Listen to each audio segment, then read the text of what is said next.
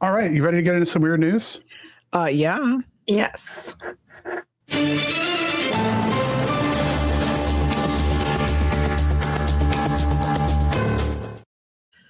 If you've got a spooky shop, a haunted attraction, paranormal book, or a strange little business of your own, you can sponsor the Witching Hours. Frosty keeps forgetting that I'm going to do this part. We offer host read ads and sponsor. You can sponsor the weird news segment, which is what we're getting ready to do. You can find pricing and details at thewitchinghourspodcast.com. Come get weird with us. Yeah, we're doing weird stuff tonight. We're doing the show a little different, so I'm not following the show script as well as I should. All right, so weird news starts tonight. This is an interesting one because I'm curious what you all and people in chat have to say about this. Okay. More than half of Americans say they have almost no childhood memories. More than half? Yeah. Oftentimes people think back to, their earliest memories, trying to think back how old you were. For large portions of Americans, the answer might not be until their teens. In a recent survey, Americans were asked how much of their childhood they remembered at different ages. 52% said they only remembered a little from age 16, with 3% saying they remembered nothing at all from their teens. Looking back further, 1 in 4 say they have no memories from age 6, while a whopping 59% say they only have fleeting memories from early childhood. Goodness gracious. Allison, what's your earliest memory, do you think? How old were you? I think my earliest was probably around 3. That's what I'm thinking too for me. Frosty's a little weird. Speaking of weird. Yeah, I can remember 2. I can remember 2 years old. That's the furthest back I can remember. I have a memory of my mom rocking me in the rocking chair. Yeah. Yeah. Mm-hmm. That seems like an awful lot of people that don't remember stuff. Right. Y'all need to quit watching TikTok and look at some family photo albums or something. Right. I was wondering if I think a lot of times I remember a photograph and then I remember the memory. Yeah, it brings the memory in. We always had photo albums out on the coffee table at all my relatives' houses. So CMC says, I remember walking for the first time into the arms of my grandmother. Oh. Wow.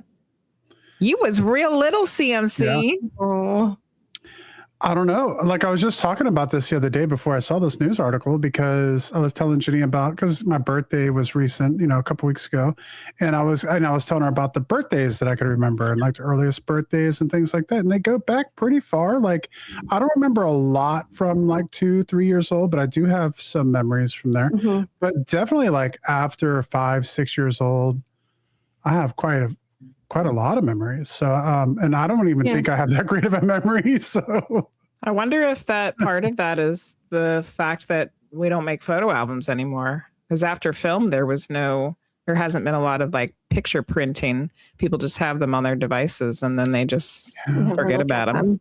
Yeah. A lot of the stuff that I have memories of, though, there aren't pictures of. Yeah. Like I know definitely went through photo albums all the time with my family for sure. So that was a thing. But I don't remember. Could it be that because we have them on our devices and such easy access that we just don't remember them anymore because we don't have to? Yeah. Kind of with just like random basic knowledge, we kind of don't remember anymore, like because we're just able to use a calculator that's right there. Google it. Yeah, Google it. Yeah. You don't have to think about it and figure it out. So maybe we're lost that part of our brain. I don't know. Some weird stuff. That for sure is becoming part of the learning process of like, I don't really need to learn things because the information can just get to my fingers. In a second. Yeah. Hoaxster said 4 or 5 is the earliest, but strong memories are 6 and after. Yeah. Well, that's breaking the trend, at least in this report, where 52% said they only remembered a little bit from age 16. Not in Team Weird.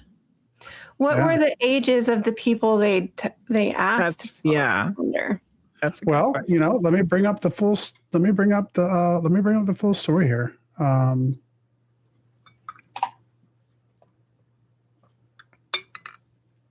right. Who else in chat? What's your earliest memory? 7,356 adults asked Americans. Yeah. So it was almost 7,500 adults that were asked about their earliest recollections. So it could be anybody over the age of 18, Yeah. all the way up. Yeah, only 9% of respondents said they remembered a lot from age 6. 9%. And 61% described their overall childhood memories as predominantly positive, while 13% saying that they were mostly negative. And I think that's important too, because you're really talking about people who are like just blocking out like traumatic childhoods and stuff like that, Right. So 61% say they had positive childhoods, but only 9% of them can remember a lot about being age 6. I mean, I don't know. I mean, it's not like I have tons of memories of being age 6. Yeah. But was and like what I was doing and like I was getting like some McDonald's chicken nuggets. I was watching what's her name? The Shelley Duvall Fairy Tale Theater. Yeah. I love Like that I was living my best life. So Keisha says a year and a half or 2 years old was my earliest, but I think maybe Team Weird and Woo Woo people look within and into our past, so we remember more. That could be very true. So anyway, interesting news story to start us off today. Hoaxers just says strongly don't believe this. Yeah. Fake news. Fake news. Well, it is, one survey. It is one survey. Yeah. One survey of 7,000 people. And it might be a little skewed for some reason. Yeah, it could be. Yeah. Story number 2, time doesn't exist everywhere and it might not exist forever. For at all. Time is an intuitive concept, 60 seconds in a minute, 60 minutes in an hour, for 1,440 minutes in a day. But as science has progressed from water clocks to atomic clocks, we've gained a more nuanced understanding of time within the framework of general relativity. For example, time is dynamic dimension woven through space-time. That means time is relative since it's warped by mass and energy.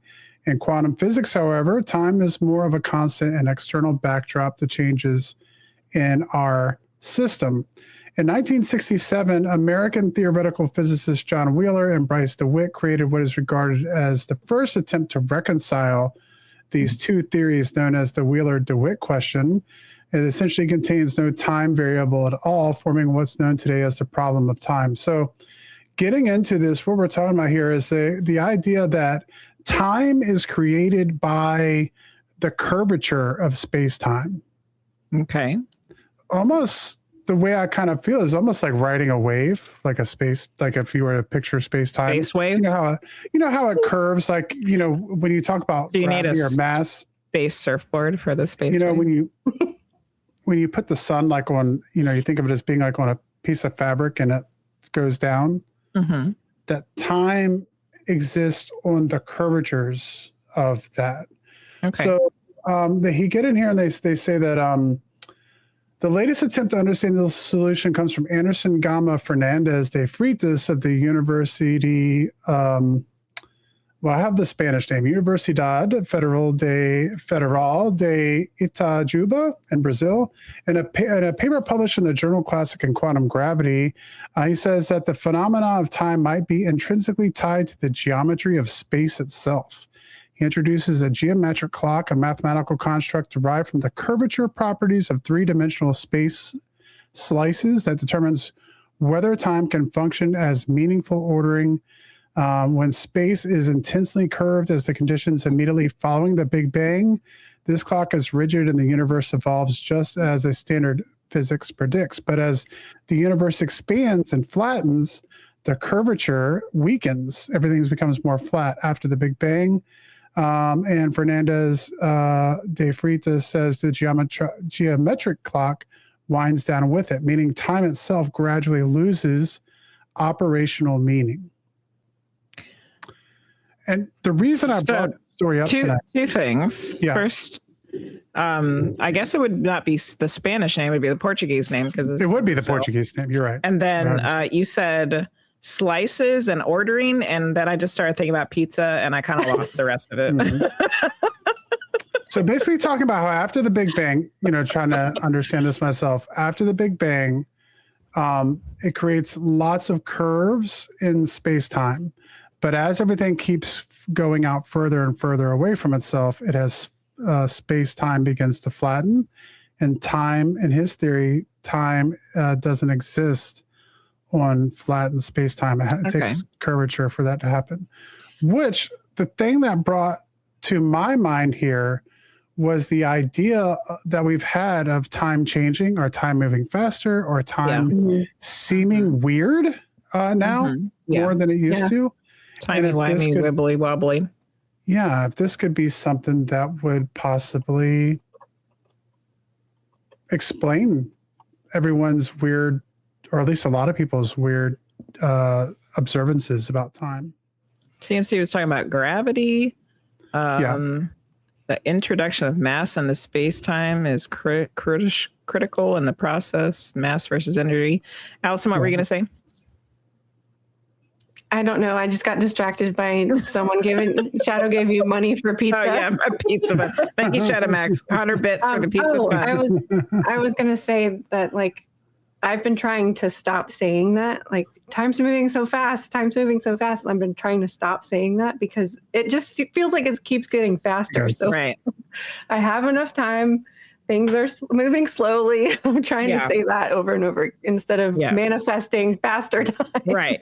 Setting the intention that we have all the time we need to do all the things.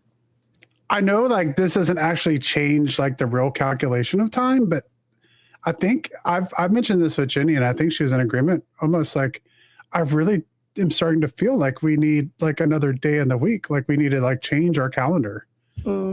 Because it's like there's literally not enough time. A week. Yeah. There's literally not enough time for me in the week to get everything done that I want to get done. And it just seems to be repeating, and time just keeps moving faster and faster. And like, so, and I, you know, a lot of people are talking about this. And I just had always assumed that the older you got, the faster time seemed to go. But CMC says it can't be a work day. No, it can't be another work day. It's got to be an extra day. It has to be a 3-day. Yeah. We should go to like a 4-day work week and then a 4-day weekend. That would be nice. I think four-day work week and 4-day weekend. Yeah. 8 days. I was That'd be Frosty approved. I just finished listening to Dolores Cannon's what's it called? Lecture series audiobook. And she ended up having ET folks coming through and giving lots of information about how the universe works and stuff. Kind of like we do, you know? And there was a really funny part in there where they said that humans are the only people that have created a way to measure something that doesn't exist. Talking about time. The time doesn't exist, but we found a way to measure it. So yeah, I don't know. Like, I mean, I don't know if it's that simple though. No, because couldn't you argue that time is a commodity for us in this fishbowl of our like we only have a certain amount of time of it. Yeah, you know, and you know, I guess that's the thing that I see is it's like time becomes the most important commodity that we have, I think, in a lot of ways.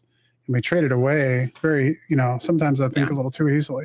But my idea about that is what happens if we got to a point to where I guess the spread of galaxies got to a point to where there was no more curvature, then what would that mean about time? Well, I said there was no time if it was flat, right? Yeah. But then what does that mean? Does that mean you don't age? Does that mean that time stands still? Is everyone frozen? I don't know. It's interesting. I don't know. Story number 3. I had talked to you guys a little bit about this one before we started. Gifted student claims he was recruited into a secret program to mentally pilot UFOs. A former gifted child has come forward with claims that he was removed from public school and secretly trained to develop psychic abilities for military and UFO-related applications. Jordan Jozak said he spent years being pulled out of class by psychologists before being transferred to a specialized facility in Western New York. There, he claimed he underwent experiments involving remote viewing, altered states of consciousness, and attempts to control technology using the mind. According to him, the goal was not simply to study gifted children, but to identify those with unusual cognitive abilities and train them for future roles in classified programs. Josek alleged he was recruited through a gifted and talented education program, commonly known as GATE, after testing exceptionally high in certain academic categories as a child. Quote, I was in the GATE classroom. I drank the pink drink. It's just that there was a progression of more, he told a recent podcast that he was on, and adding that he was trained to fly UFOs with his mind. GATE was established by state departments of education beginning in California in the 1960s to provide an advanced or specialized curriculum for high-achieving students. Josek said the memories of the experiments remained buried for years before resurfacing through severe flashbacks and nightmares in 2023, when he recalled being in the labs. A document released by the CIA explains that these recordings typically featured a series of non-verbal audio patterns masked by sounds like crashing waves or wind blowing through the trees. Many alumni of GATE programs recalled being subjected to the same audio tests at school. According to him, researchers believe some UFOs or other exotic vehicles could be operated through consciousness rather than conventional controls. So that's another thing that was in the Dolores Cannon lecture series, was that the UFOs are piloted by thought. I think that's also something that Dolly Saffron talks about. So it's piloted by thought. And my friend Courtney Butterbaugh, who's going to be on the show later on in the fall, I believe, she has information about the GATE project. As a matter of fact, I was just looking at her blog today, and that's part of her experience. So Courtney Butterbaugh is going to be on July 13th. Oh, I thought it was in Patty Negri. Oh, well, she's coming on soon, so we can talk to her about that. She knows stuff. Do they still have the GATE program? I don't know. Is the pink drink swish? Because I remember drinking that. Swish? I don't remember that at all. You didn't have swish at your elementary school? No. It was like once a week, and it was like fluoride. Like you had to drink it and swish it in your mouth and then spit it out. But it was pink. They forced you to do fluoride every week? Mm-hmm. What the hell? Wow. And I remember them trying to get me into the GATE program, but I didn't do it. Or maybe you think you didn't do it. Well, the swish was everybody. The swish was everybody. What the hell? Separate program. Sometimes it was green. Or, yeah, like a mint green. Rusty's face. It was like the color of my shirt. I don't know. Is anybody else? Did anybody else have to take that in school? I don't remember that at all. Hoaxster said UFOs run by me, and I would try to turn them into free hoagie delivery. And Hoaxsters knows the swish. I don't know the swish. Yeah, he said pink and purple. Yeah, I don't know if I remember that one. Maybe that's one of those certain percentage of memories that I don't remember.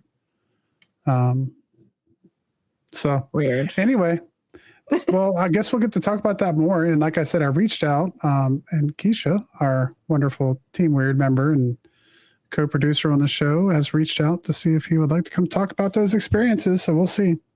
Oh, wow. And that was the weird news.